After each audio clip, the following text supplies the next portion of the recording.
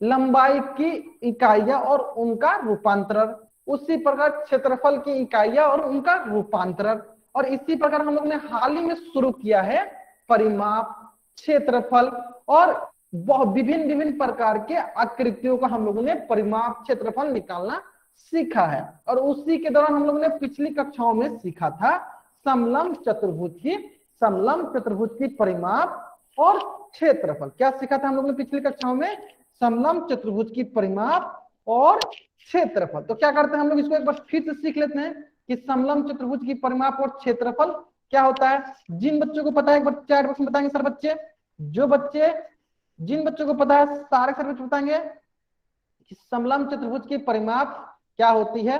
तो सबसे पहले क्या करते हैं हम समलंब चतुर्भुज बनाते हैं आपके लिए। चलिए हो गया आपके लिए एक समलंब चतुर्भुज, ये हो गया आपके लिए एक समलंब चतुर्भुज। ओके, चलिए इसका हम नामकरण कर देते हैं ए बी सी डी। तो मैंने बोला था इसका परिमाप क्या होता है, मान लीजिए ये ए होगा तो ये बी, ये सी और ये डी। तो इसकी परिमाप जो होती है वो होती है चारों भुजाओं के मापों का योग। तो क्या होगा A plus B plus C plus D, है ना। इसी प्रकार इसका क्षेत्रफल क्या होता है, तो इसका क्षेत्रफल होता है 1/2 गुने समांतर भुजाओं का योग। समांतर भुजा कौन कौन सी है इसकी, जल्दी बताएंगे सर बच्चे, समांतर भुजा कौन कौन सी है इसकी। तो इसकी समांतर भुजा ए बी भुजा समांतर है डीसी भुजा के, और ए बी भुजा का मान है ए, डीसी भुजा का मान है सी। तो क्या होगा ए प्लस सी गुने इनकी बीच की दूरी। चल मानते हैं इनके बीच की दूरी मतलब क्या है, इसका शीर्ष लंब। ये हो गया इनके बीच की दूरी, ये हो गया इनके बीच की दूरी, मतलब ये इनकी ऊंचाई जो मानते हैं इनके बीच की दूरी होती है, तो इंटू एच। तो ये इसका हो जाएगा क्षेत्रफल। ठीक है, यानी सारे बच्चों को अगर इसकी परिमाप और क्षेत्रफल समझ में आ गई, समलंब चतुर्भुज की परिमाप और क्षेत्रफल समझ में आ गया है, तो जल्दी जल्दी इस पेज का स्क्रीनशॉट ले और चैट बॉक्स में वाइट टाइप करेंगे। अगर सारे के सारे बच्चों को समलंब चतुर्भुज की परिमाप और क्षेत्रफल समझ में आ गया है तो जल्दी से जल्दी चैट बॉक्स में वाइट टाइप करेंगे। सारे के सारे बच्चे चैट बॉक्स में वाइट टाइप करेंगे। आगे समझ में? चलिए, अगर आपको ये समझ में आ गया है तो आपके स्क्रीन पे एक क्वेश्चन है। आपके स्क्रीन पे एक क्वेश्चन है। क्वेश्चन क्या कह रहा है? क्वेश्चन कह रहा है कि यदि दी गई आकृति का क्षेत्रफल 90 सेंटीमीटर स्क्वायर है, दी गई आकृति का क्षेत्रफल 90 सेंटीमीटर स्क्वायर है, तो भुजा पीएस तथा क्यूआर के बीच की लंबवत दूरी ज्ञात कीजिए। और इस प्रश्न का उत्तर आपको कहां देना है? इस प्रश्न का उत्तर आपको पोल सेक्शन में जाकर देना है। आपके पास 1 मिनट का वक्त है, आसानी से इस प्रश्न को सॉल्व कीजिए और इसका उत्तर पोल सेक्शन में जाकर दीजिए। ठीक है, आपके पास 1 मिनट का वक्त है, सरलतापूर्वक इस प्रश्न को सॉल्व कीजिए और इसका उत्तर पोल सेक्शन में जाकर दीजिए। चलिए सभी बच्चों को करना है लास्ट 50 सेकेंड। आपको इन दोनों समांतर रेखाओं के बीच की लंबवत दूरी ज्ञात करनी है। इन दोनों समांतर रेखाओं के बीच की लंबवत दूरी ज्ञात करनी है। जल्दी जल्दी इसका उत्तर कहां देना आपको? पोल सेक्शन में जाकर देना है। बहुत बढ़िया, बहुत बढ़िया। जहां तक मैं देख पा रहा हूं अधिकतर बच्चे जो है इस प्रश्न का उत्तर सही कर रहे हैं। बहुत बढ़िया, बहुत बढ़िया। चलिए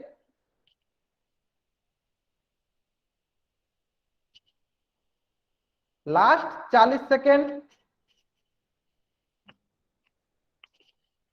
लास्ट 40 सेकेंड।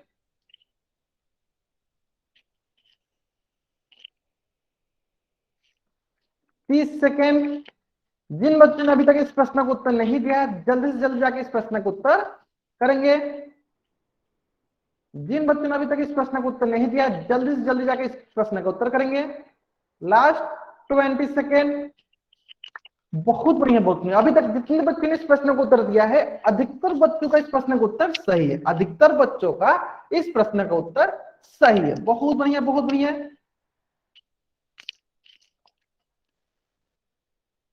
चलिए लास्ट 10 सेकेंड।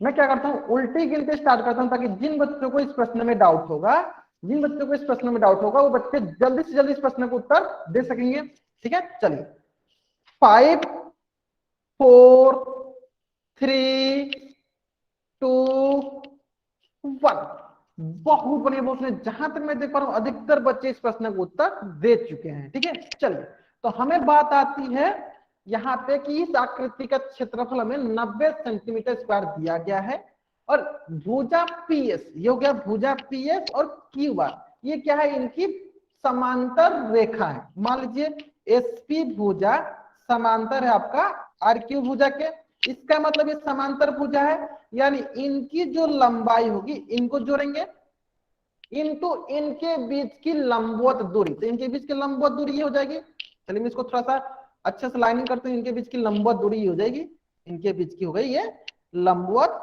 दूरी जो कि हमें निकालनी है, जो कि हमें निकालनी है। ठीक है, इनके बीच की ये हो गई लंबवत दूरी। अब देखिए, अब हमें पता है समांतर रेखाओं का क्षेत्र, समलंब चतुर्भुज का क्षेत्रफल क्या होता है, 1/2 समांतर रेखाओं का योग। समांतर रेखा क्या कौन सा है, 8 और 10, तो समांतर भुजा का योग तो 8 + 10 गुने इनकी बीच की दूरी इंटू इनके बीच की दूरी।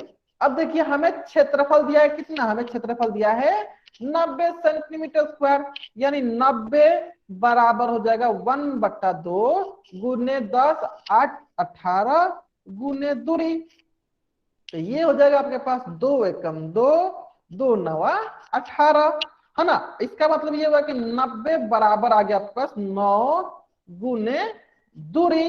अब यहां से क्या आएगा, देखिए यहां से आएगा दूरी बराबर हो जाएगा 90/9, है ना। दूरी बराबर कितना हो जाएगा 90/9, तो ये देखिए क्या होगा 9 एकम 9, 9 दहिया 90, तो ये हो जाएगा 10 सेंटीमीटर। इस प्रकार कौन सा ऑप्शन सही है, तो ऑप्शन डी जो है हमारा सही उत्तर है। अगर ये प्रश्न सारे बच्चों को समझ में आ गया है तो इस पेज का स्क्रीनशॉट ले और चैट बॉक्स में वाई टाइप करेंगे, इस पेज का स्क्रीनशॉट ले और चैट बॉक्स में वाई टाइप करेंगे। बहुत बढ़िया, बहुत बढ़िया। देखिए अंकुश टाक नाम से जो बच्चा ज्वाइन हुआ है, ईसा चौहान नाम से जो बच्चा ज्वाइन हुआ है, उमेश शर्मा नाम से जो बच्चा ज्वाइन हुआ है, घिनी घातक नाम से जो बच्चा ज्वाइन हुआ है, इन सारे बच्चों ने इस प्रश्न को उत्तर जल्दी जल्दी सही कर लिया। ठीक है, अधिकतर बच्चे हमें, क्योंकि पोल सेक्शन में जितने बच्चे आंसर दिए थे अधिकतर बच्चों का उत्तर सही था। बहुत बढ़िया, बहुत बढ़िया। चलिए तो हम लोग यहाँ तक पिछली कक्षाओं में पढ़ लिए थे और आज की कक्षा में हम लोग पढ़ने वाले हैं, आज की कक्षा में हम लोग पढ़ने वाले हैं जटिल आकृतियों का क्षेत्रफल। जटिल आकृतियों का क्षेत्रफल, एरिया ऑफ कॉम्प्लेक्स शेप। अब बहुत बच्चे सोच रहे होंगे सर ये जटिल आकृतियां क्या होती है, कॉम्प्लेक्स शेप क्या होता है। कहने का मतलब क्या है, जटिल आकृति मतलब जिसमें एक से ज्यादा आकृति सम्मिलित हो। एक से ज्यादा आकृति सम्मिलित होने का मतलब क्या है, कोई एक आकृति हो जिसमें बहुत सारे छोटे छोटे आकृति मिलकर एक बड़ा सा आकृति बनता है, तो उसे हम लोग कहते हैं जटिल आकृति। ठीक है, जैसे कि देखिए दो या दो से अधिक सरल आकृतियों से मिलकर बनी आकृति को क्या कहते हैं, जटिल आकृति कहते हैं। जटिल आकृति कहते हैं, जैसे आपके सामने कि यहाँ पे पेंटागन दिख रहा होगा, पेंटागन मतलब कि एक पंचभुज दिख रहा होगा। अब सारे के सारे बच्चे बताएंगे कि इस पंचभुज में आपको कौन कौन सी दो आकृति दिख रही है। इस पंचभुज में आपको कौन कौन सी दो आकृति दिख रही है, तो एक आकृति दिख रही है आपको त्रिभुज की और दूसरी दिख रही है चतुर्भुज की। कौन कौन सी देखेंगे, चलिए यहाँ पे देखिए। अगर हम लोग यहाँ से यहाँ तक जाते हैं और यहाँ से यहाँ तक जाते हैं, फिर हम लोग यहाँ से यहाँ तक जाते हैं, तो ये एक आकृति हो जाएगी आपकी त्रिभुज की, है ना। ये हो जाएगी त्रिभुज की। जो बची हुई आकृति हो जाएगी जिसके पास 4 भुजाएं होंगी, वो हो जाएगी आपकी चतुर्भुज की। यानी इस पंचभुज के पास हमारे दो आकृति हुई, एक त्रिभुज की और एक चतुर्भुज की। तो ये जब दोनों आकृति मिलते हैं तो हमारे पास क्या बनता है, हमारे पास पंचभुज बनता है। हमारे पास क्या बनता है, पंचभुज बनता है। चलिए इसी प्रकार मैं आपसे एक और प्रश्न करना चाहती हूँ, यहाँ पे ध्यान दीजिए। चलिए मैं क्या करता हूँ, यहाँ पे आपके लिए एक आयत बनाता हूँ। चलिए आप सभी बताएंगे कि ये जो आकृति दी हुई है किन दो जटिल आकृतियों का संग्रह है, किन दो जटिल आकृतियों का संग्रह है। मैं आपको थोड़ा बहुत हिंट देता हूं ताकि आप सब समझ जाएंगे। देखिए अगर इस आकृति को ध्यान से देखिएगा तो इसमें दो त्रिभुज बन रहा है, एक त्रिभुज ये हो गया, दूसरा त्रिभुज ये हो जाएगा। एक त्रिभुज ये दिख रहा है, दूसरा त्रिभुज ये दिख रहा है ना। यानी इसको तो हम ऐसे बना सकते हैं, एक त्रिभुज ये हो गया प्लस दूसरा त्रिभुज क्या हो गया, ये हो गया, है ना। मतलब दो ट्रायंगल के संग्रह से मिलकर ये क्या बना है, हमारा एक चतुर्भुज बना है। आपको समझ में आ गया होगा जटिल आकृति क्या। जटिल आकृति मतलब कि विभिन्न विभिन्न के प्रकार की आकृतियों से मिलकर एक आकृति बनता है, तो उससे हम लोग कहते हैं जटिल आकृति, उसे कहते हैं हम लोग जटिल आकृति, है ना। चलिए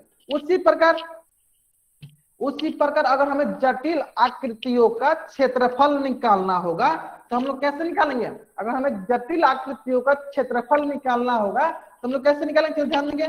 मान लीजिए ये आपके पास एक जटिल आकृति है पंचभुज।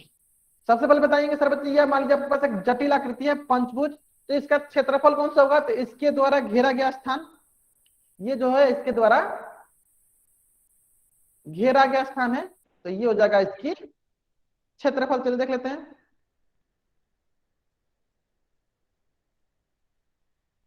ये हो गया इसकी क्षेत्रफल। क्या हो गया इसकी क्षेत्रफल। यानी इस जटिल आकृति के द्वारा जो घेरा गया स्थान है इसकी क्या कहलाएगी, इसकी क्षेत्रफल कहलाएगी। मतलब कि इस कॉम्प्लेक्स शेप के द्वारा जो आपको प्लेस छेका गया है, प्लेस जो कवर किया गया है, वो कवर किया गया प्लेस क्या कहलाएगा, आपका एरिया कहलाएगा, है ना। अब रही बात कि इसको हम लोग निकालेंगे कैसे, इस जटिल आकृति इस कॉम्प्लेक्स शेप का एरिया, कॉम्प्लेक्स शेप का हम लोग क्षेत्रफल निकालेंगे कैसे, तो बहुत ही सरल है। कैसे निकालेंगे, इसको दो आकृति में बांट लेते हैं। पहला आकृति ये हो जाएगा आपका, ये हो जाएगा पहला आकृति। कौन सा पहला आकृति हो गया, ये आ गया आपका एक पहला आकृति त्रिभुज, और दूसरा आकृति हो जाएगा आपका एक चतुर्भुज। हाँ अभी फिलहाल आप ये आप इतना समझिए कि इसका क्षेत्रफल हम लोग कैसे निकालेंगे, ठीक है।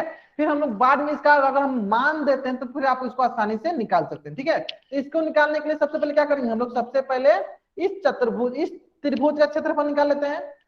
जब इस त्रिभुज का क्षेत्रफल निकल जाएगा और उसके बाद इस चतुर्भुज का क्षेत्रफल निकल जाएगा, तब जब इन दोनों को हम लोग जोड़ेंगे, जब हम इन दोनों को जोड़ेंगे तो हमारे पास पंचभुज का क्षेत्रफल मिल जाएगा। जब इन दोनों को हम लोग जोड़ेंगे तो हमारे पास पंचभुज का क्षेत्रफल मिल जाएगा। अगर आपको ये समझ में आ गया है तो चैट बॉक्स में राइट करेंगे। अगर हमें इस पंचभुज का क्षेत्रफल निकालना तो क्या करेंगे, त्रिभुज का क्षेत्रफल प्लस चतुर्भुज का क्षेत्रफल करेंगे तो हमें पंचभुज का क्षेत्रफल मिल जाएगा। समझ में आ गया। अगर यहाँ तक समझ में आ गया है तो इस पेज का स्क्रीनशॉट ले और चैट बॉक्स में राइट करें। इस पेज का स्क्रीनशॉट ले और चैट बॉक्स में राइट करेंगे। अगर यहाँ तक समझ में आ गया तो आगे समझ में आता बहुत बढ़िया होती है। चलिए तो इसी प्रकार हम लोग यहाँ पे देख रहे थे। देखिए अगर हमें पंचभुज का क्षेत्रफल निकालना है तो त्रिभुज का क्षेत्रफल प्लस चतुर्भुज का क्षेत्रफल करेंगे तो हमें पंचभुज का क्षेत्रफल मिल जाएगा। हमें पंचभुज का क्षेत्रफल मिल जाएगा। देखिए यहाँ पे देख रखा है कि अगर हमें एरिया पंचभुज चाहिए तो हम त्रिभुज का एरिया प्लस चतुर्भुज का एरिया करेंगे तो हमें पंचभुज का एरिया मिल जाएगा। ठीक है। चलिए उसी प्रकार आपके पास ये एक आकृति दी हुई है, ये आपको जटिल आकृति दी हुई है। ये आपको एक जटिल आकृति कॉम्प्लेक्स शेप दिया हुआ है, जटिल आकृति दी हुई है। और इस आकृति की हमें क्या करनी है, इस आकृति की हमें क्षेत्रफल ज्ञात करना है। क्या करनी है, क्षेत्रफल ज्ञात करनी है। कैसे ज्ञात करेंगे, तो पहले इस जटिल आकृति को हम लोग अलग अलग आकृति में बांट लेते हैं। जैसे कि अगर हम लोग यहां से यहां तक इसको बांटते हैं तो देख सकते हैं यहां से यहां तक एक हो गया पहला आकृति, यहां से यहां तक दूसरा आकृति, यहां से यहां तक तीसरा आकृति, जो कि देखिए यहाँ पे गया है पहला आकृति, दूसरा आकृति, तीसरा आकृति। अब हमें इसका अगर क्षेत्रफल निकालना है तो क्या करेंगे, पहला आकृति का क्षेत्रफल ये हो जाएगा, दूसरा आकृति का क्षेत्रफल ये हो जाएगा, तीसरा आकृति का क्षेत्रफल।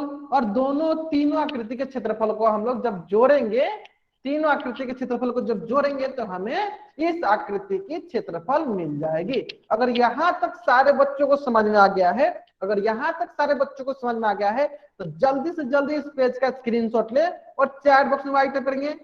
जल्दी से जल्दी इस पेज का स्क्रीनशॉट लेंगे और चैट बॉक्स में वाइट टाइप करेंगे सारे बच्चे। चैट बॉक्स में वाइट टाइप करेंगे सारे बच्चे। बढ़िया, बहुत बढ़िया। चलिए, अगर आपको यहां तक समझ में आ गया है तो आपके स्क्रीन पे एक जटिल आकृति दी गई है जिसका क्षेत्रफल निकालना है और इसका उत्तर आपको पोल सेक्शन में जाकर देना है। आपके पास 2 मिनट का वक्त है, 2 मिनट का वक्त है। सरलता पूर्वक इसको सॉल्व कीजिए, आसानी से इसको सॉल्व कीजिए और इसका उत्तर पोल सेक्शन में जाकर दीजिए। इस प्रश्न को आसानी से सॉल्व कीजिए और इसका उत्तर पोल सेक्शन में जाकर दीजिए। आपके पास 2 मिनट का वक्त है, सरलता पूर्वक सॉल्व कीजिए और इसका उत्तर पोल सेक्शन में जाकर दीजिए।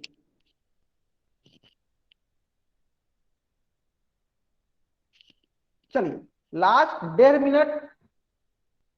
और जहां तक मैं देख पा रहा हूं बहुत बच्चे इस प्रश्न का उत्तर कर रहे हैं। Last 1.5 minute. चलिए, मैं इसमें थोड़ा बहुत आपको हिंट देता हूं ताकि आपको समझ में आ जाए। लेकिन मैं थोड़ा बहुत आपको हिंट देता हूं, ध्यान देंगे सारे बच्चे। यहाँ पे देख सकते हैं कि यहाँ पे क्या हो सकता है, एक ये हमारा क्या बन सकता है, ट्रायंगल बन सकता है और दूसरा एक आयत बन सकता है। यानी हम अगर ध्यान देंगे तो हमारे पास एक ये हो जाएगा। चलिए, मैं यहाँ बना कर भी दिखाता हूँ आपको ताकि आपको थोड़ा बहुत हिंट मिल जाएगा। ये हुआ ट्रायंगल और दूसरा हो जाएगा मेरे पास रेक्टेंगल। चलिए, ठीक है। Last 1 minute, last 1 minute.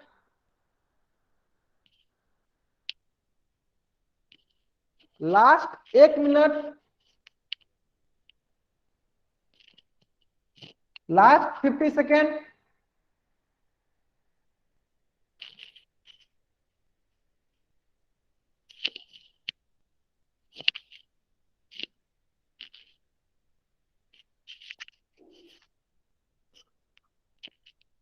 Last 40 second. बहुत बढ़िया, बहुत बढ़िया। बहुत सारे बच्चे इस प्रश्न को उत्तर कर रहे हैं, बहुत सारे बच्चे इस प्रश्न को उत्तर कर रहे हैं। जिन बच्चों ने अभी तक इस प्रश्न का उत्तर नहीं किया, जल्दी से जल्दी जाके इस प्रश्न का उत्तर पोल सेक्शन में करेंगे। मैंने आपको इसका हिंट भी दे दिया है कि ये जो जटिल आकृति है इसको आप क्या कर सकते हैं, 2 बराबर भागों में बांट सकते हैं। कौन कौन? एक है त्रिभुज में और दूसरा किसमें बांट सकते हैं, दूसरा रेक्टेंगल में आप बांट सकते हैं।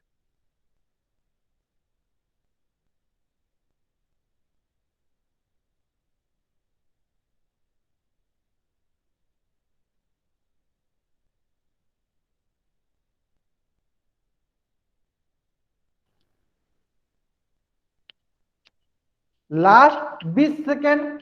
बहुत बढ़िया, बहुत बढ़िया। बहुत बच्चे इस प्रश्न का उत्तर सही कर रहे हैं, बहुत बढ़िया, बहुत बढ़िया। चलिए, लास्ट 10 सेकेंड। मैं क्या करता हूं, अब उल्टी गिनती स्टार्ट करता हूं ताकि जिन बच्चों ने इस प्रश्न का उत्तर नहीं दिया है जल्दी से जल्दी इस प्रश्न का उत्तर दे सकेंगे।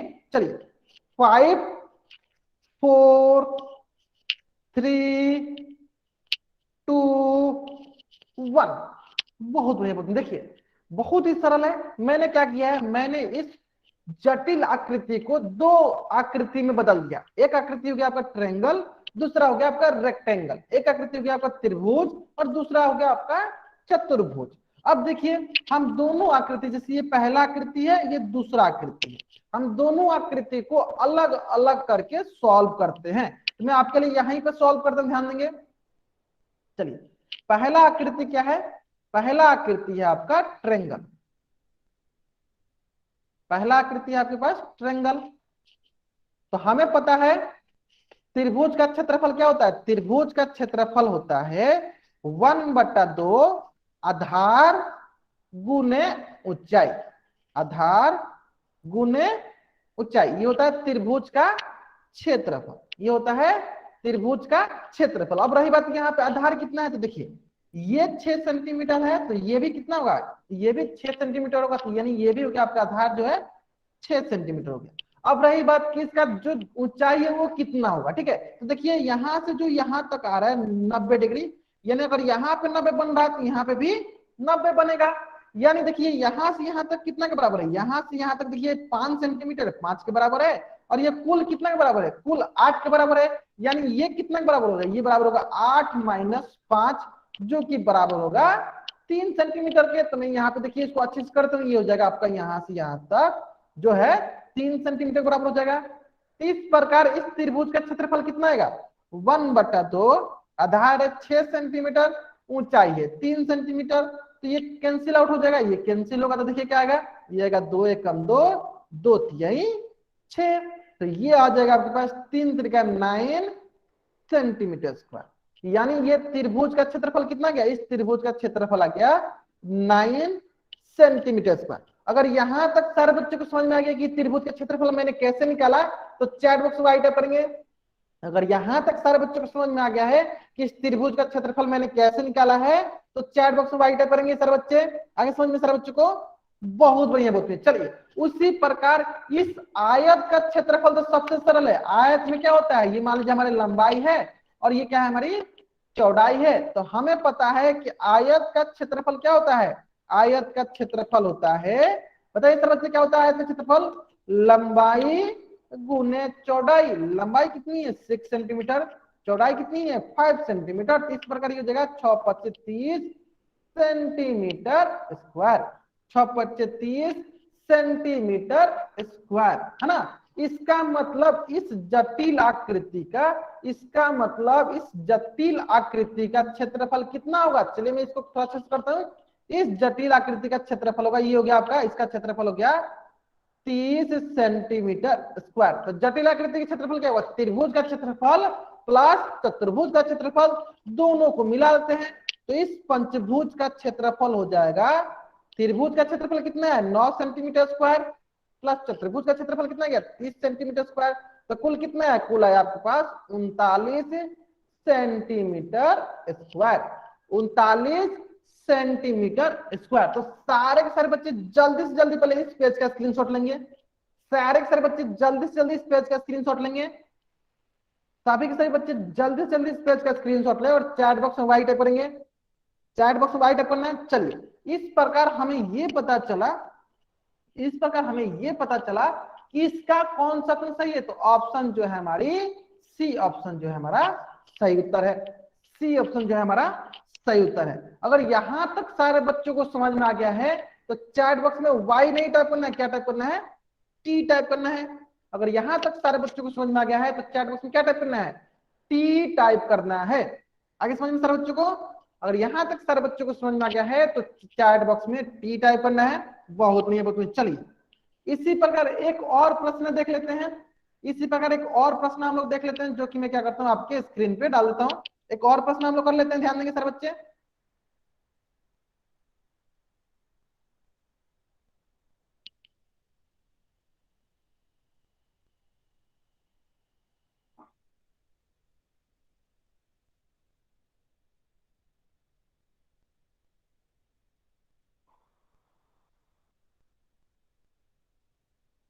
चलिए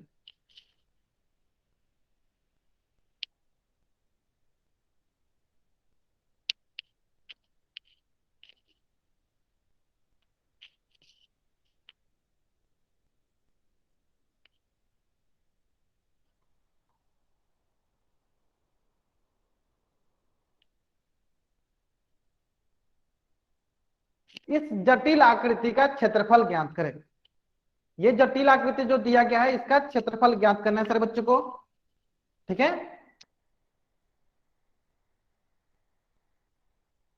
ये जो आपको जटिल आकृति दी गई है इसका क्षेत्रफल आपको ज्ञात करनी है।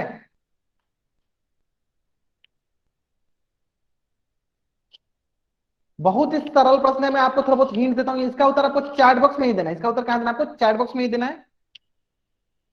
या इसको क्या करते हैं हम लोग, क्वेश्चन नंबर 27 कर देते हैं और इसका उत्तर आप क्या कीजिए, पोल सेक्शन में जाकर दीजिए। कहां दीजिए, पोल सेक्शन में जाकर दीजिए। आपके पास 1 मिनट का वक्त है, आसानी से इसको सॉल्व कीजिए और इसका उत्तर पोल सेक्शन में जाकर दीजिए। चलिए बहुत ही सरल प्रश्न है, मैं आपको इसमें इसमें थोड़ा बहुत हिंट देता हूं, ध्यान देंगे। देखिए आपके पास यहाँ पे क्या बन रहा है, एक बन रहा है आपके पास रेक्टेंगल और एक बना है आपका पास बड़ा वाला रेक्टेंगल।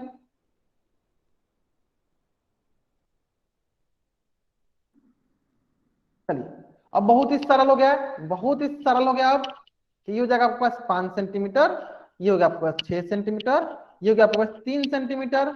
अब रही बात की इसकी चौड़ाई कितनी निकलेगी, तो ये 6 माइनस 5 तो कितना हो जाएगा, ये हो जाएगा 1 सेंटीमीटर, ठीक है। अब सारे बच्चों को ऑप्शन सही लग रहा है तो देखिए क्या करते हैं हम ऑप्शन इसमें डिसाइड कर लेते हैं। तो पहला ऑप्शन कर लेते हैं हम लोग ए ऑप्शन कर लेते हैं हम लोग 37 सेंटीमीटर स्क्वायर, बी ऑप्शन करते हैं 40 सेंटीमीटर स्क्वायर, और सी ऑप्शन हम लोग करते हैं कितना कर लेते हैं हम लोग 30 सेंटीमीटर स्क्वायर, और डी ऑप्शन हम लोग कर लेते हैं 60 सेंटीमीटर स्क्वायर। ठीक है, चलिए अब सारे बच्चों को इसका उत्तर करना है जल्दी जल्दी, लास्ट 30 सेकेंड।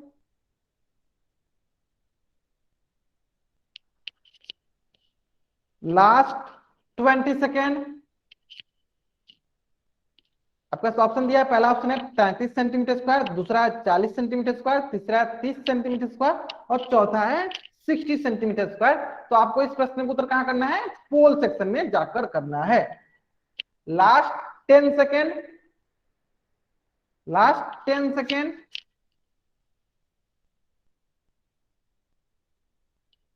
चलिए मैं क्या करता हूँ, उल्टी गिनती स्टार्ट करता हूँ ताकि सारे बच्चे इस प्रश्न का उत्तर दे सकेंगे। जो बच्चे पोल सेक्शन में आंसर नहीं किए वो बच्चे क्या करेंगे, चैट बॉक्स में आंसर कर सकेंगे। ठीक है, चलिए 5 4 3 2 1। चलिए देख लेते हैं। देखिए पहला क्या है, ये पहला आपका हो गया चतुर्भुज, ये हो गया आपका दूसरा चतुर्भुज। ठीक है, अब हमें पता है कि चतुर्भुज का क्षेत्रफल क्या होता है, लंबाई गुने चौड़ाई, यानी इसकी क्षेत्रफल क्या होगी, इसकी क्षेत्रफल हो जाएगी लंबाई गुने चौड़ाई, लंबाई गुने चौड़ाई, लंबाई हो जाएगी 3 सेंटीमीटर और चौड़ाई हो जाएगी 1 सेंटीमीटर। तो इस प्रकार ये हो जाएगा 3 सेंटीमीटर स्क्वायर, है ना। सेम उसी प्रकार ये जो आयत है इसका भी क्षेत्रफल वही होगा, लंबाई गुने चौड़ाई। लंबाई अगर हमारा 6 सेंटीमीटर है तो चौड़ाई हमारी होगी 5 सेंटीमीटर, तो ये हो जाएगा 6 सेंटीमीटर गुने 5 सेंटीमीटर, तो ये हो जाएगा 6 पच्चे 30 सेंटीमीटर स्क्वायर, 6 पच्चे 30 सेंटीमीटर स्क्वायर। इस प्रकार हम दोनों को जोड़ते हैं तो क्या होगा, क्षेत्रफल दोनों का हो गया, क्षेत्रफल ऑफ पहला आकृति प्लस क्षेत्रफल ऑफ दूसरा आकृति। तो पहला आकृति है क्या 3 सेंटीमीटर, दूसरा आकृति का है 30 सेंटीमीटर स्क्वायर, तो दोनों मिले कितना हो जाएगा 33 सेंटीमीटर स्क्वायर, 33 सेंटीमीटर स्क्वायर। तो सभी के सभी बच्चे जल्दी से जल्दी इस पेज का स्क्रीनशॉट लेंगे और चैट बॉक्स में वाइट करेंगे। सभी के सभी बच्चे जल्दी से जल्दी इस पेज का स्क्रीनशॉट लेंगे और चैट बॉक्स में वाइट करेंगे। बहुत बढ़िया, बहुत बढ़िया। इस प्रकार कौन सा ऑप्शन हमारा सही है, तो ऑप्शन ए जो है हमारा सही उत्तर है, 33 सेंटीमीटर स्क्वायर। ऑप्शन ए जो है हमारा सही उत्तर है। अगर यहां तक सारे बच्चों को समझ में आ गया है कि जटिल आकृतियों का क्षेत्रफल हम लोग कैसे ज्ञात करते हैं, तो चैट बॉक्स में वाइट करेंगे। अगर यहां तक सारे बच्चों को समझ में आ गया है कि जटिल आकृतियों का क्षेत्रफल हम लोग कैसे ज्ञात करते हैं, तो चैट बॉक्स में वाइट करेंगे। आगे समझ में। चलिए इसी प्रकार अब हम लोग सीखने वाले हैं सर्वांगसम आकृतियों का क्षेत्रफल। क्या सीखने वाले हैं, सर्वांगसम आकृतियों का क्षेत्रफल, एरिया ऑफ कॉन्ग्रुएंट फिगर। क्या सीखने वाले हम लोग, सर्वांगसम आकृतियों का क्षेत्रफल, एरिया ऑफ कॉन्ग्रुएंट फिगर। अब ये क्या होता है चलिए सीख लेते हैं। अब ये क्या होता है चलिए सीख लेते हैं। तो सबसे पहले हम लोग इस बात पे आते हैं कि कॉन्ग्रुएंट फिगर क्या होता है, सर्वांगसम आकृतियां क्या होती है। मैंने सभी बच्चों को बताया था, जब मैं सर्वांगसम पढ़ा रहा था तो वहां पे मैंने आपको बताया था कि सर्वांगसम क्या होता है। सबसे पहले बताएंगे सर बच्चे सर्वांगसम क्या होता है, तो सर्वांगसम का मतलब शॉर्टकट में जान सकते हैं आप लोग, डुप्लीकेट। डुप्लीकेट कहने का मतलब क्या है कि मान लीजिए कि अगर आपके पास कोई एक फोन है, जैसे मान लीजिए आपके पास ये रेडमी का कोई एक फोन है, रेडमी मान लीजिए या ओप्पो का कोई मान लीजिए ओप्पो रेनो 6 है, और कोई आपके दोस्त के पास या किसी और के पास ओप्पो रेनो 6 होगा, तो वो दोनों फोन क्या होंगे, आपस में डुप्लीकेट होंगे, आपस में सर्वांगसम होंगे। अब सर्वांगसम कहने का मतलब ये भी होता है कि इस ऐसा दो आकृति या दो से अधिक आकृति जिसकी सभी की सभी भुजाएं, सभी के सभी कोण, कहने का मतलब क्या है, साइज और शेप, शेप और साइज मतलब आकार और आकृति में समान। सर्वांगसम कहने का मतलब क्या है, आकार और आकृति में समान, आकार और आकृति में समान हो तो उससे हम लोग कहते हैं सर्वांगसम। आकार और आकृति में समान हो तो उससे हम लोग कहते हैं सर्वांगसम। ये सारी चीजें मैंने आपको ज्यामिति में पढ़ा दी थी।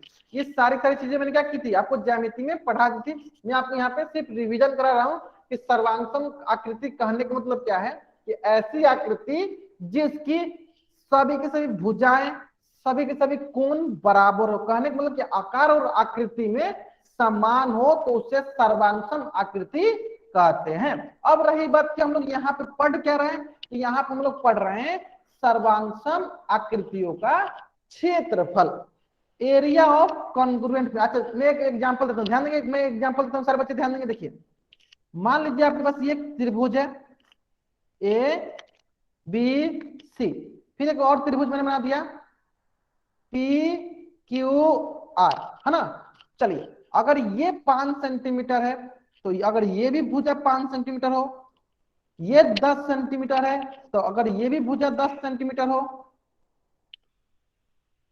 अगर ये 6 सेंटीमीटर है तो अगर ये भी भुजा 6 सेंटीमीटर हो, तो हम लोग ये बोलेंगे त्रिभुज ए बी सी सर्वांगसम है त्रिभुज पी क्यू आर के। तो मैंने जब ज्यामिति पढ़ाया था वहां पे आपको बताया था कि सर्वांगसम की चिन्ह कौन सी होती है, तो ये हमारी सर्वांगसम का चिन्ह होता है। तो ये दोनों आकृति क्या हो गई, सर्वांगसम हो गई। क्यों, क्योंकि इनकी ए बी भुजा पी क्यू भुजा के बराबर है, ए सी भुजा पी आर भुजा के बराबर है, उसी प्रकार बी सी भुजा क्यू आर भुजा के बराबर है। यानी सभी की सभी भुजाएं, सभी कोण आपस में बराबर हैं। तो इस प्रकार ये दोनों त्रिभुज आपस में सर्वांगसम होंगे। अब अगर सारे बच्चों को समझ में आ गया कि सर्वांगसम आकृतियां क्या होती हैं, तो चैट बॉक्स में वाइट टाइप करेंगे। अगर आप सारे बच्चों को समझ में आ गया है तो सर्वांगसम आकृति क्या होती है, तो चैट बॉक्स में वाइट टाइप करेंगे सारे बच्चे। आगे समझ में, बहुत बढ़िया बहुत बढ़िया। चलिए तो अब हम लोग सीखते हैं कि सर्वांगसम आकृतियों का क्षेत्रफल में क्या संबंध होता है। क्या सीखते हैं हम लोग कि सर्वांगसम आकृतियों का क्षेत्रफल में क्या संबंध होता है। तो देखिए सर्वांगसम आकृतियों का संबंध हम लोग देखते हैं, तो सर्वांगसम आकृतियों का क्षेत्रफल हमेशा सेम होता है। सर्वांगसम आकृतियों का क्षेत्रफल हमेशा सेम होता है। और आपको यहाँ पे दिख भी रहा होगा, देखिए सर्वांगसम आकृतियों का क्षेत्रफल हमेशा सेम होता है, बराबर होता है। और यहाँ पर वो दिख भी रहा होगा कि मान लीजिए कि अगर इस आकृति का क्षेत्रफल 60 सेंटीमीटर स्क्वायर है, तो इस आकृति का भी क्षेत्रफल 60 सेंटीमीटर स्क्वायर होगा। क्यों, क्योंकि इस आकृति की सारी भुजाएं दूसरी त्रिभुज की सारी भुजाएं के बराबर है। इस प्रकार पहली आकृति की जितनी भी क्षेत्रफल होगी वह क्षेत्रफल दूसरी आकृति की भी होगी, वह क्षेत्रफल दूसरी आकृति की भी होगी। अगर ये बात सारे बच्चों को समझ में आ गया है कि मान लीजिए कि पहली आकृति का जो क्षेत्रफल है दूसरी आकृति के क्षेत्रफल के बराबर है, मतलब कि पहला आकृति दूसरी आकृति के सर्वांगसम है, तो ये एकदम कंफर्म है कि पहला आकृति का क्षेत्रफल दूसरे आकृति के क्षेत्रफल के बराबर होगा। अगर ये बात सारे बच्चों को समझ में आ गया है तो जल्दी से जल्दी चैट बॉक्स में वाई टाइप करेंगे, जल्दी से जल्दी चैट बॉक्स में वाई टाइप करेंगे। आगे समझ में। चलिए इसी प्रकार हम लोग यहाँ पे देख सकते हैं कि यहाँ पे त्रिभुज एबीसी, चलिए सबसे पहले मैं सभी बच्चों से ये पूछना चाहता हूँ, सभी बच्चे चैट बॉक्स में ये बताएंगे कि बताइए आप यहाँ पे त्रिभुज एबीसी सर्वांगसम त्रिभुज पी क्यू आर है या नहीं। त्रिभुज एबीसी सर्वांगसम है त्रिभुज पी क्यू आर की है तो वाई टाइप कीजिए, नहीं है तो एन टाइप कीजिए। क्या त्रिभुज एबीसी सर्वांगसम है त्रिभुज पी क्यू आर की, अगर है तो वाई टाइप कीजिए, नहीं है तो एन टाइप कीजिए, है ना। बहुत बढ़िया बहुत बढ़िया। कैसे पता चला, तो देखिए इसकी जो ये ए बी भुजा है इसके पी क्यू भुजा के बराबर है, ओके। उसी प्रकार इसकी जो ये 6 सेंटीमीटर है एक भुजा इस भुजा के बराबर है, उसी प्रकार ये जो इनके बीच की ऊंचाई है इस भुजा के बराबर है। इस प्रकार ये दोनों त्रिभुज आपस में सर्वांगसम हुए, ये दोनों त्रिभुज आपस में सर्वांगसम हुए। अब हम लोग ये देखना चाहते हैं क्या दोनों त्रिभुजों का क्षेत्रफल भी सेम है। चलिए अभी तो हमको ये पता चल गया कि ये दोनों के दोनों त्रिभुज क्या है, सर्वांगसम है। अब हम लोग देखते हैं क्या दोनों त्रिभुज का क्षेत्रफल भी सेम है, दोनों त्रिभुज का भी क्षेत्रफल भी सेम आ रहा है। चलिए देख लेते हैं। देखिए तो इसका क्षेत्रफल क्या होगा, तो हमें पता है त्रिभुज का क्षेत्रफल क्या होता है 1/2, आधार कितना, आधार 6 गुने ऊंचाई कितनी, ऊंचाई है 4, ये हो जाएगा आपके पास 2 तिहाई 6, 4 तिहाई 12 सेंटीमीटर स्क्वायर, है ना। चलिए उसी प्रकार इसका भी देख लेते हैं। तो सबसे पहले तो हम यहाँ पर समझते हैं कि जिस भुजा पे 90 डिग्री होती है वही हमारी होती है आधार, और ये हो जाएगी हमारी ऊंचाई। इस प्रकार इस त्रिभुज का क्षेत्रफल कितना होगा, 1/2 आधार गुने ऊंचाई, आधार हो 6 गुने ऊंचाई 4, तो ये हो जाएगा 2 तिहाई 6, तो ये हो जाएगा 4 तिहाई 12 सेंटीमीटर स्क्वायर, 4 तिहाई 12 सेंटीमीटर स्क्वायर। समझ में आ गया। ये देख सकते हैं आप यहाँ पे कि दोनों त्रिभुजों का भी क्षेत्रफल भी समान हो गया। तो इस प्रकार हम लोग कह सकते हैं कि अगर दो त्रिभुज आपस में सर्वांगसम है या दो आकृति आपस में सर्वांगसम है तो उनकी क्षेत्रफल भी आपस में बराबर होंगे, उनके क्षेत्रफल भी आपस में बराबर होंगे। अगर यहां तक सारे बच्चों को समझ में आ गया है, अगर यहां तक सारे बच्चों को समझ में आ गया है तो इस पेज का स्क्रीनशॉट ले और चैट बॉक्स में वाई टाइप करें। इस पेज का स्क्रीनशॉट ले और चैट बॉक्स में वाई टाइप करेंगे। अगर यहां तक सारे बच्चों को समझ में आ गया है तो इस पेज का स्क्रीनशॉट ले और चैट बॉक्स में वाई टाइप करेंगे। आगे समझ में बहुत ही सरल। चलिए तो यही मैंने यहाँ पे लिख रखा है कि देख सकते हैं आप कि ये दोनों त्रिभुज जो आपस में सर्वांगसम है, इस प्रकार इनका क्षेत्रफल भी आपस में क्या होगा, बराबर होगा। इस प्रकार का क्षेत्रफल भी क्या होगा, आपस में बराबर होगा। ठीक है, तो सारे के सारे बच्चे क्या करेंगे, जल्दी से जल्दी इस पेज का स्क्रीनशॉट लेंगे और चैट बॉक्स में राइट अप करेंगे। सारे के सारे बच्चे क्या करेंगे, इस पेज का स्क्रीनशॉट लेंगे और चैट बॉक्स में वाई टाइप करेंगे। सारे से बच्चे क्या करेंगे, इस पेज का स्क्रीनशॉट लेंगे और चैट बॉक्स में वाई टाइप करेंगे। चलिए तो हम लोगों ने यहाँ पे ये सीखा कि सर्वांगसम आकृतियों का क्षेत्रफल सदैव समान होता है। सर्वांगसम आकृतियों का क्षेत्रफल सदैव समान होता है। क्या ऐसा भी हो कि अगर दो आकृतियों का क्षेत्रफल समान हो तो वे सर्वांगसम हो? क्या ऐसा भी होता है कि दो आकृतियों का क्षेत्रफल अगर बराबर हो तो सर्वांगसम होंगे?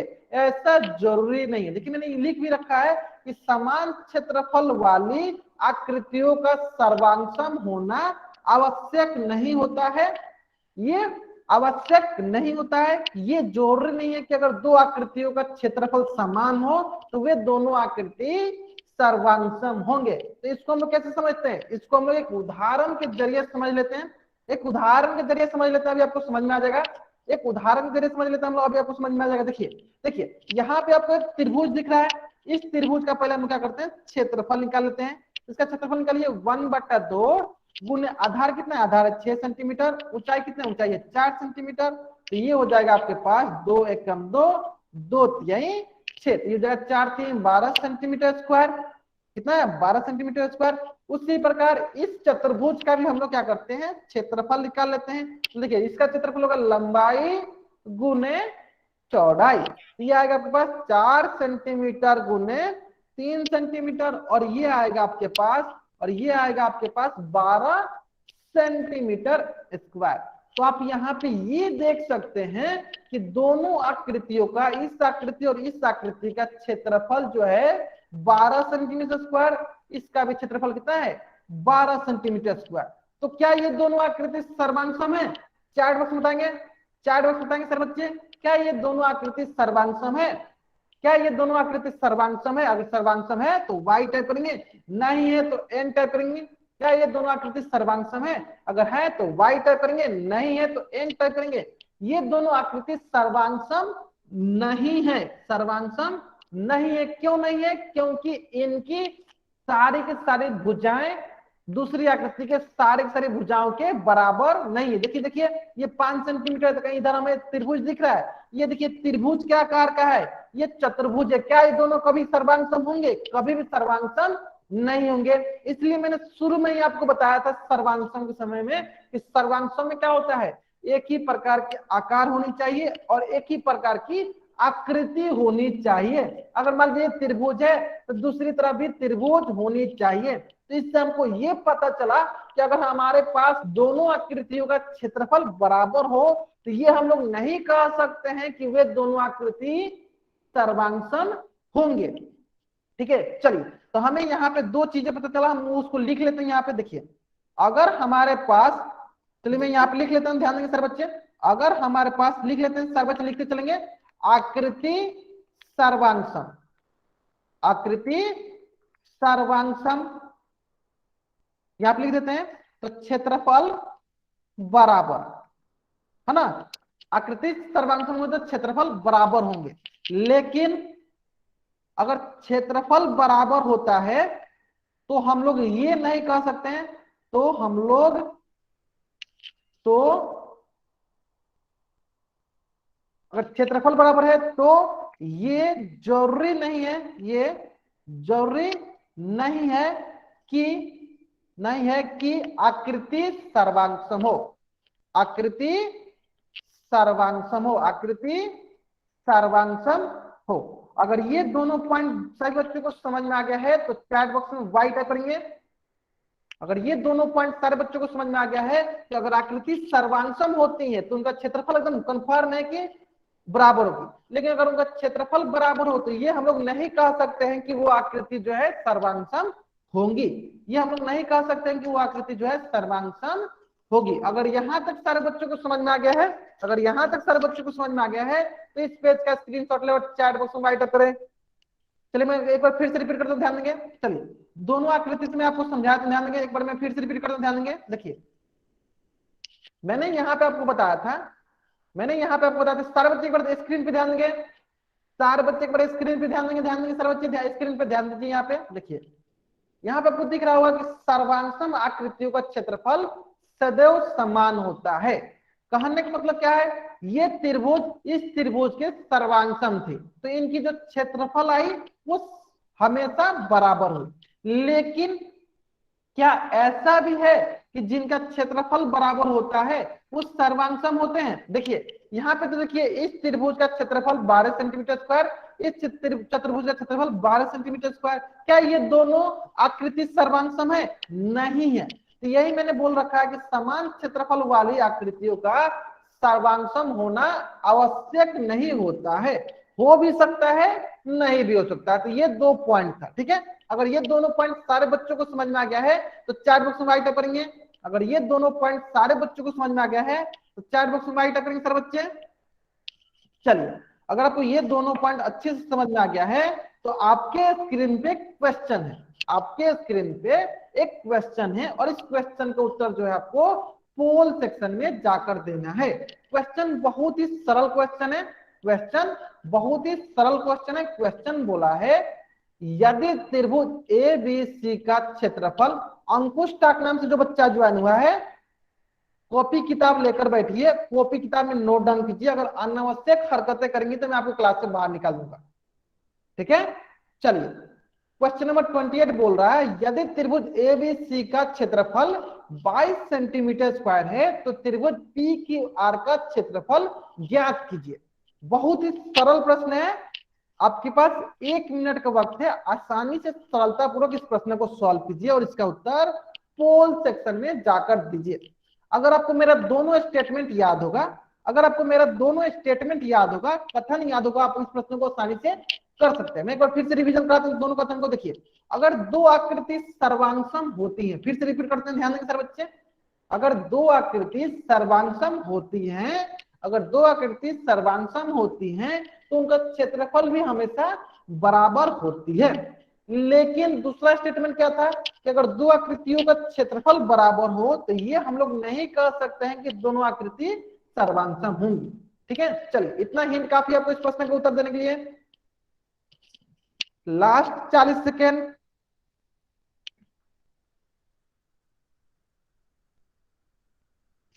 लास्ट 30 सेकेंड,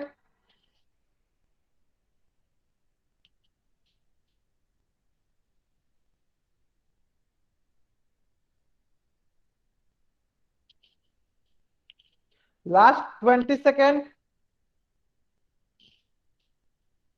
बहुत बढ़िया, बहुत अभी तक भी बहुत सारे बच्चों ने इस प्रश्न का उत्तर सही किया, बहुत बढ़िया, बहुत बढ़िया। जिन बच्चों ने अभी तक इस प्रश्न का उत्तर नहीं किया, जल्दी से जल्दी इस प्रश्न का उत्तर करेंगे। Last 10 second. चलिए मैं क्या करता हूँ, अब उल्टी गिनती स्टार्ट करता हूँ ताकि सारे बच्चे इस प्रश्न का उत्तर जल्दी से जल्दी कर सकेंगे, ताकि सारे बच्चे इस प्रश्न का उत्तर जल्दी से जल्दी कर सकेंगे। चलिए 5 4 3 2 1। चलिए देखिए बहुत ही सरल प्रश्न है, हमें बोला है यदि त्रिभुज ए बी सी का क्षेत्रफल 22 सेंटीमीटर स्क्वायर है तो त्रिभुज पी क्यू आर का क्षेत्रफल ज्ञात कीजिए। ठीक है, तो सबसे पहले हम लोग क्या करते हैं, ये देख लेते हैं क्या ये दोनों आकृति सर्वांशम है। अगर ये सर्वांशम होंगी तो दोनों का क्षेत्रफल भी बराबर होगा। चलिए देखते हैं हम लोग। देखिए सबसे पहले हम लोग एसी भुजा देखते हैं कितना है 4 सेंटीमीटर, तो यहाँ पे भी हो गया 4 सेंटीमीटर, यानी एसी भुजा बराबर हो गई पीक्यू भुजा के जो कि है 4 सेंटीमीटर, है ना। चलिए फिर इनके बीच एक कोण दिया है, देखिए कौन सा कोण है, वो है 70 डिग्री, यानी कोण सी बराबर है कोण क्यू के जो कि बराबर है 70 डिग्री के। ठीक है, चलिए बहुत बढ़िया। चलिए इसके बाद हम लोग देखते हैं बीसी भुजा। बीसी भुजा बराबर है आपका क्यू आर भुजा के जो कि है 3 सेंटीमीटर। इसका मतलब ये होगा, देखिए ये हो गया साइड, ये हो गया आपका एंगल, ये हो गया साइड। तो side angle side, side angle side से ये दोनों त्रिभुज side angle side, side angle side से ये दोनों त्रिभुज आपस में सर्वांगसम हो गए। ये दोनों त्रिभुज, त्रिभुज ए बी सी सर्वांगसम हो गए त्रिभुज पी क्यू आर के। किसके हिसाब से, by side angle side congruency से हम लोग ने पढ़ रखा है भुजा कोण भुजा, भुजा कोण भुजा सर्वांगसम क्राइटेरिया से ये दोनों त्रिभुज सर्वांगसम हो गए। अब हमें पता है कि अगर ये दोनों त्रिभुज सर्वांगसम है तो जितना क्षेत्रफल पहला त्रिभुज का होगा उतना ही क्षेत्रफल दूसरा त्रिभुज का भी होगा। इसका मतलब ये हुआ, यहां से हम लोग ये सीखे कि जितना एरिया पहला त्रिभुज होगा एरिया ऑफ ट्रायंगल एबीसी बराबर होगा area of triangle P Q R के। ये दोनों बराबर होगा, तो मैं क्या करता हूँ इसको थोड़ा अच्छे से करता हूँ, यहाँ पे लिख देता हूँ। चलिए एरिया ऑफ ट्रायंगल एबीसी कितना दिया 22 सेंटीमीटर स्क्वायर, तो इस प्रकार क्षेत्रफल of triangle P Q R भी कितना होगा 22 सेंटीमीटर स्क्वायर, क्योंकि दोनों त्रिभुज क्या है सर्वांगसम है। तो इस प्रकार कौन सा ऑप्शन सही है, तो ऑप्शन बी जो है हमारा सही उत्तर है। अगर यहां तक सारे बच्चों को समझ में आ गया है तो इस पेज का स्क्रीनशॉट लें और चैट बॉक्स में राइट करें कि ऑप्शन बी कैसे सही हुआ, क्योंकि ये दोनों त्रिभुज आपस में सर्वांगसम हुए, आपस में सर्वांगसम हुए तो इस ये दोनों त्रिभुजों का क्षेत्रफल भी बराबर हो जाएगा। अगर ये दोनों त्रिभुज आपस में सर्वांगसम होंगे तो ठीक है। चलिए आगे समझ में सारे बच्चों को, बहुत बढ़िया बहुत बढ़िया। चलिए अगर ये आपको समझ में आ गया है तो इस पेज का स्क्रीनशॉट ले और चैट बॉक्स में वाई टाइप करेंगे, इस पेज का स्क्रीनशॉट ले और चैट बॉक्स में वाई टाइप करेंगे सर बच्चे। चलिए इसी प्रकार एक और प्रश्न आपके स्क्रीन पे, एक और प्रश्न आपके स्क्रीन पे, प्रश्न बहुत ही सरल प्रश्न देखेंगे। प्रश्न बोल रहा है यदि त्रिभुज ए बी सी, यदि त्रिभुज ए बी सी और त्रिभुज पी क्यू आर सर्वांगसम, देखिए अभी क्या बोला क्वेश्चन बोल दिया कि त्रिभुज जो है सर्वांगसम है, दोनों त्रिभुज क्या बोल दिया सर्वांगसम है, तो त्रिभुज ए बी सी का क्षेत्रफल अगर 28 सेंटीमीटर स्क्वायर है तो त्रिभुज पी क्यू आर की आधार ज्ञात कीजिए। बहुत ही सरल प्रश्न है, इस प्रश्न का उत्तर सारे के सारे बच्चों को कहां देना है पोल सेक्शन में देना है। आपके पास 2 मिनट का वक्त है, आसानी से सॉल्व कीजिए इस प्रश्न को और उत्तर पोल सेक्शन में जाकर दीजिए। 2 मिनट का वक्त है, आसानी से सॉल्व कीजिए। बहुत ही सरल प्रश्न है, आपके क्वेश्चन में बोल दिया कि दोनों त्रिभुज क्या है सर्वांगसम है, दोनों त्रिभुज क्या है सर्वांगसम है, इसका मतलब दोनों का क्षेत्रफल भी बराबर होगा। चलिए इतना हिंट काफी आपको इस प्रश्न को उत्तर देने के लिए। इस प्रश्न को उत्तर क्या देना आपको पोल सेक्शन में जाकर देना है। Last 1.5 minute.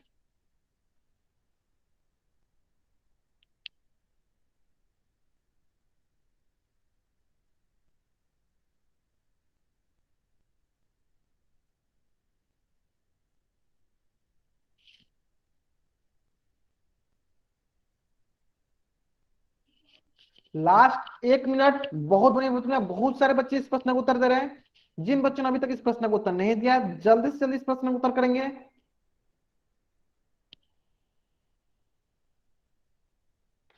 Last 50 second,